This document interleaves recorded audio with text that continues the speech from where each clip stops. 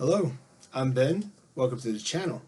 So today we're going to talk about the C-suite. In each business there typically is a line of executive officers once a company reaches a certain level, and people can call themselves these roles in smaller companies as well. But typically when you have a population that's significant, you'll have a C-suite, which is a group of people. It's the highest ranking executive titles within a company. These roles are typically pivotal in strategic decision making, driving growth, and steering a company towards its goals. This is going to be shared as a thumbnail, as a cheat sheet of what those roles are, and a snapshot into to what the C-suite does and what their specific roles are. So we're going to run through this pretty quickly. I actually was setting up a company a little bit earlier today, and we were going through some of these roles and determining what you should have versus what's necessary.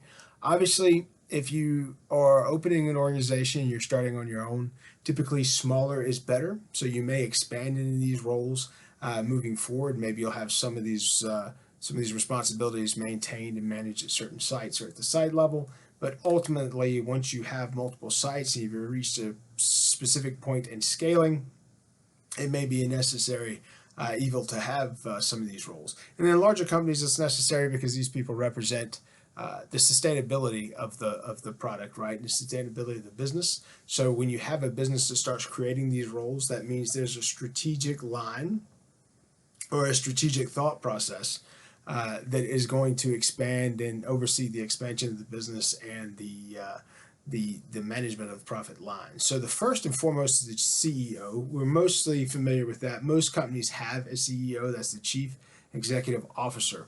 And so what a CEO does is they set and lead the company's overall strategy, the overall vision, and the overall direction. So a CEO typically is going to be either a creator or a visionary. A lot of times, inventors that invent certain specific products will act as a CEO of their company because the majority of the business-related items are delegated to some of these other roles.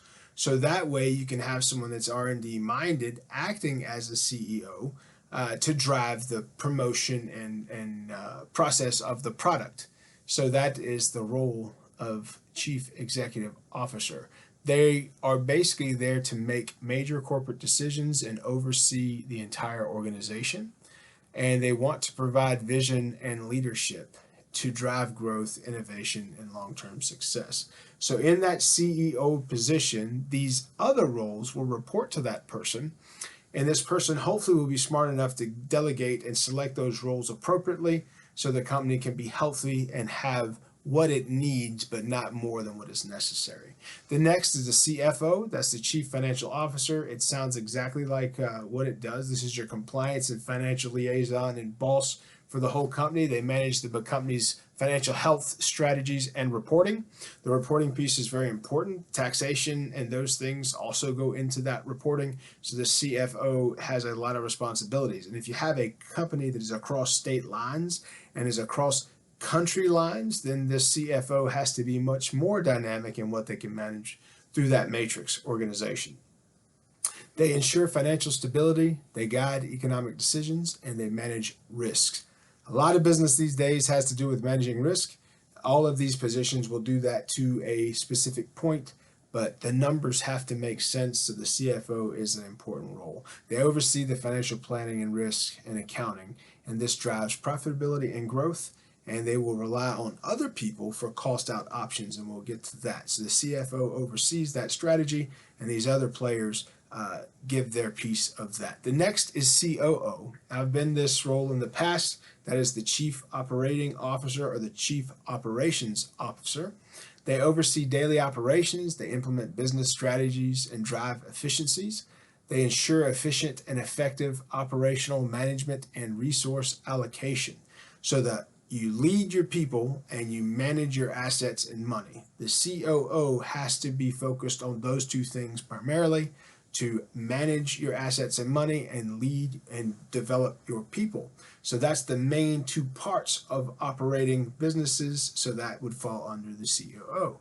They ensure efficient and effective operational management, which means they're going to look for best practices, they're going to look for waste, they're going to try to reduce that, and make the business function overall in a more healthy and sustainable manner.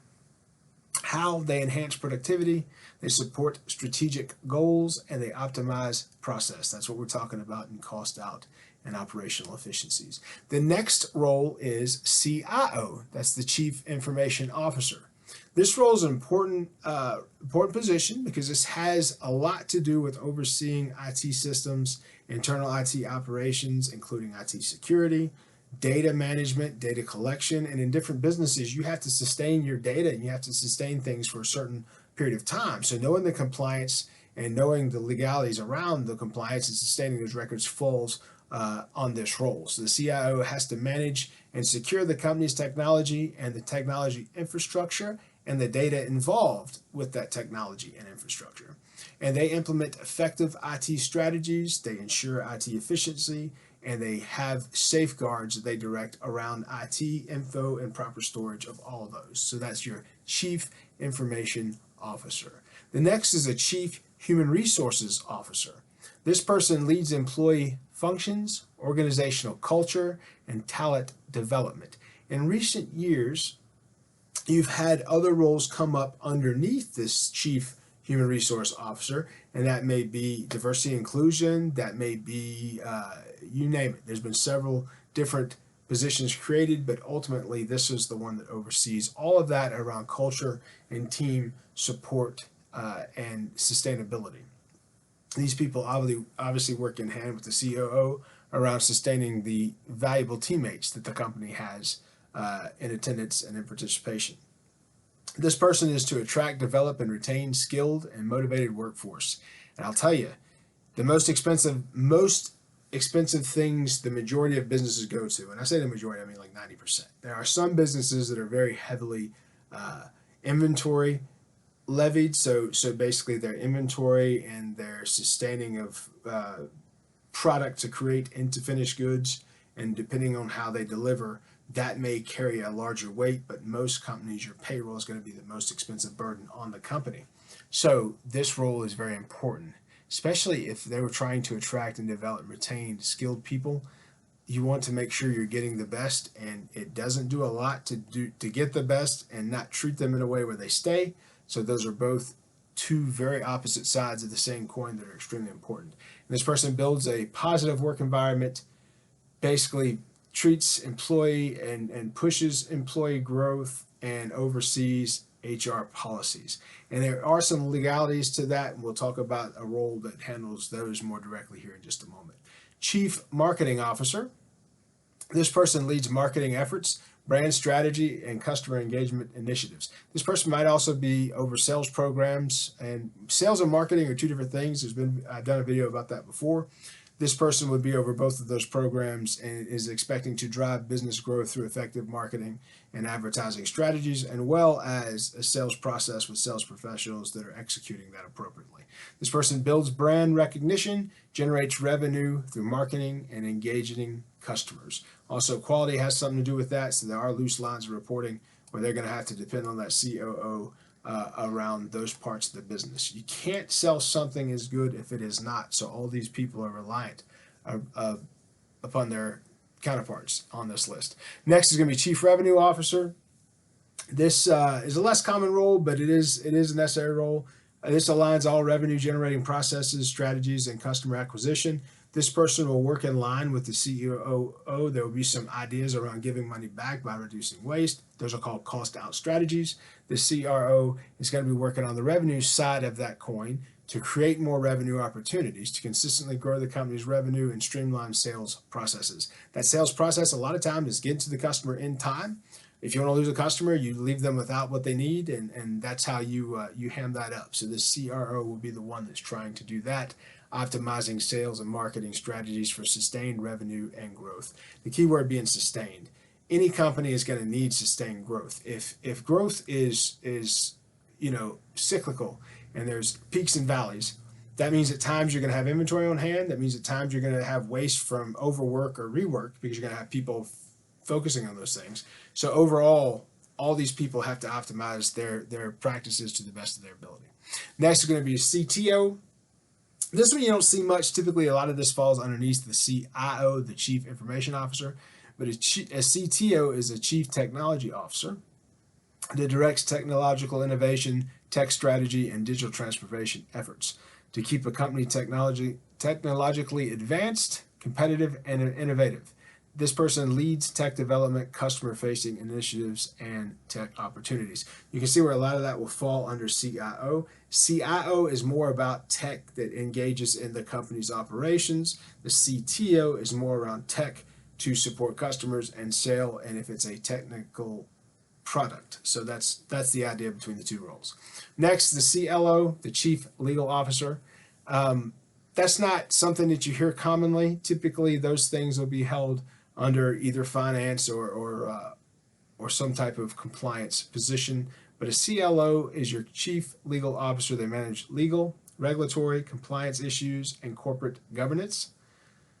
This has to be in line with all these other roles and the culture they're trying to generate, so all that's important. Why? To protect the company from legal risk and uphold ethical standards. They ensure legal compliance, guide corporate legal strategies, and advise on policies. So all these other people, when they try to put new policies in place, the final piece of that is compliance checkoff, because you have to do everything within the proper regard of the law.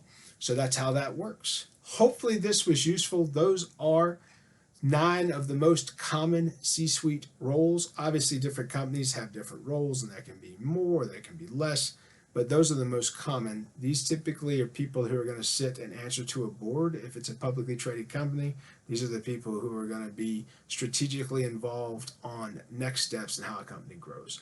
Hopefully this video is useful to you. If you like content such as this, please like and subscribe, and we'll keep bringing it to you. Be good.